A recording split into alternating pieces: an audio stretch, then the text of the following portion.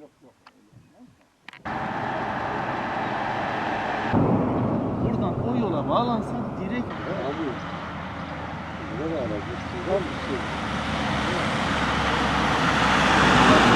oradan böyle düz yol üzerinde bağlansa aşağıdan Daha uygun. Daha gidip de aynı güzele görsek daha iyi olur.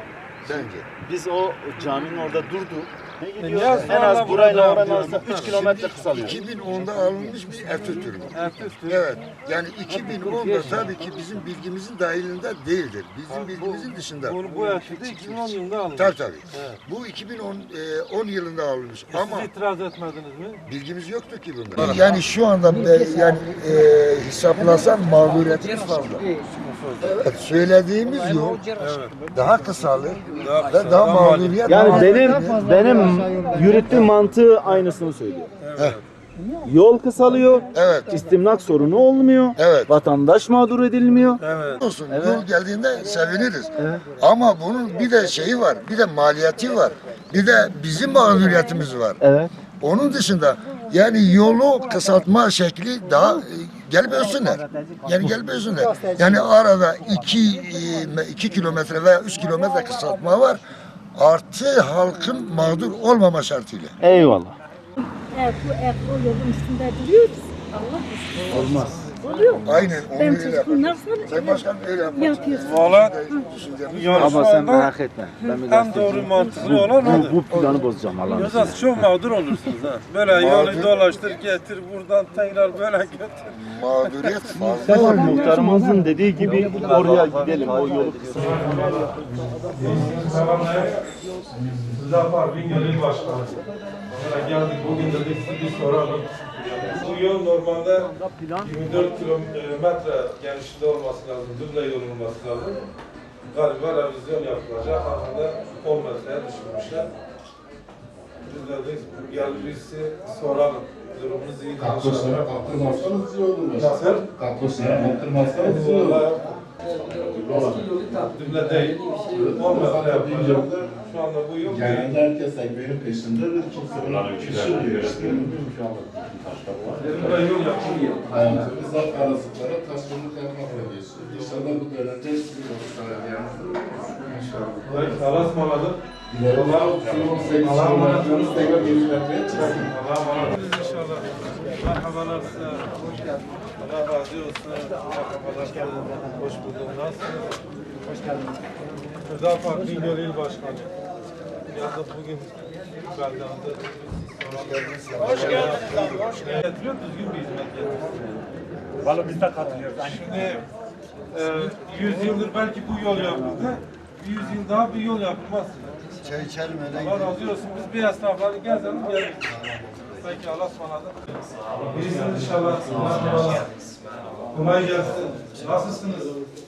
İyisiniz inşallah. Abi teşekkür ediyorum. Sağ olun. Biz de bugün dedik sizi bir ziyaret edelim. Hoş geldiniz. Hem bu yol için geldik. Yolunuz 24 metreden 10 metreye inmiş. Bilginiz var mı? Nasıl bir şey? Yani genişlik 24 metre olacaktır. Şu anda 10 metre yapılıyor. Yapmasan da iyiydi. İşte onu artık sizin gazetecilere söylemeniz lazım. Sesinizi yükseltin, düzgün bir şey yapın. Belki Allah'a ısmarladık. Allah'a emanet. Sağ olun. Sizin bilgileriniz için teşekkür ederiz. Allah'a emanet. Görüşürüz. Nasılsınız? İşleriniz nasıl? Allah'a şükür. İyidir. İyisin inşallah. İyiyiz Allah'a Biz de Bingöl'den geliyoruz. Hoş geldiniz.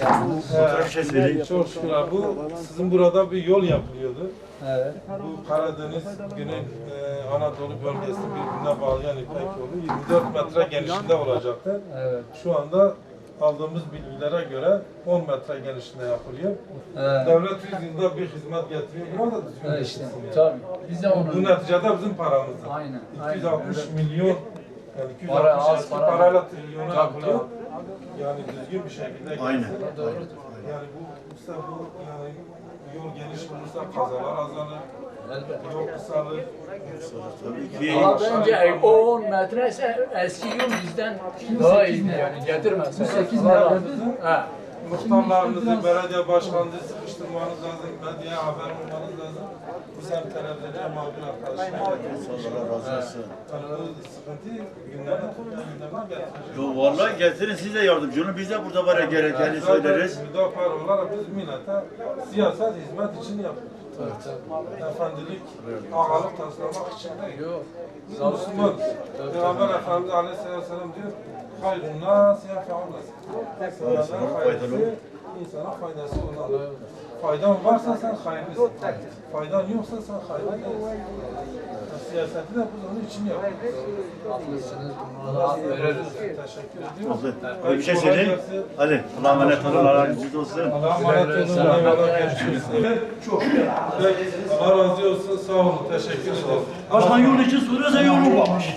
Hiç yani Gazeteci getirmeyi söyleyin ha. bu hiç söylemeye gerek yok. Evet. Yolu orada direkt Şiran'ın içinde bir daha koyup da o kadar viraj veriyorlar alamıyor yani. Orada direkt verirsin sancak. Yol hattına bahsettiniz. Evet. Bu yol hiç gelmesini istemiyoruz aynı yol.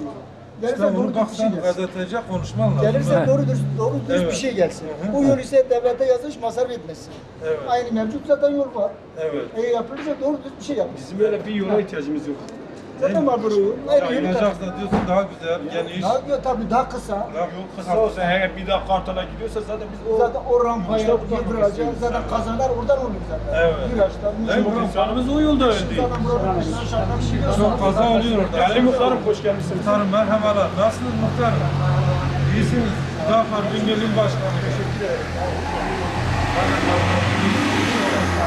Valla biz duyduk. Burada bir yol çalışması var. Dediler daha önce bizim de bilgimiz var. Bu İpek yolu Karadeniz, Güneydoğu Anadolu yol bağlantısı. 24 metre düble yol.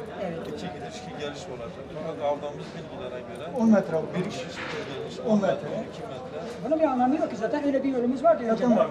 Gerek yok. Ben Parti burada olarak biz bir takipçisi olacağız. evet. Çok yüksek bir meblağla da yapılıyor. Yapılsın. Evet yapılsın. Devlet yapsın. Millete hizmet Devlet yapsın. bir vatandaşa hizmet yapıyor.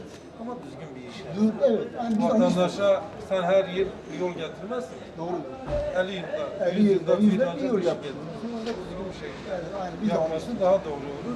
Ben burada yetkililere o yolu yetkililerine sesleniyorum. Bir muhtar olarak. Sarıda Belediyesi Küçükbaş Kütüphane Muhtarıyım. Seyit Kançoğlu'na. Şimdi abim madem ki bu hizmet yapılıyorsa, eğer bir hizmet yapılırsa düzenli bir şekilde yapılsın, bir defa yapılsın.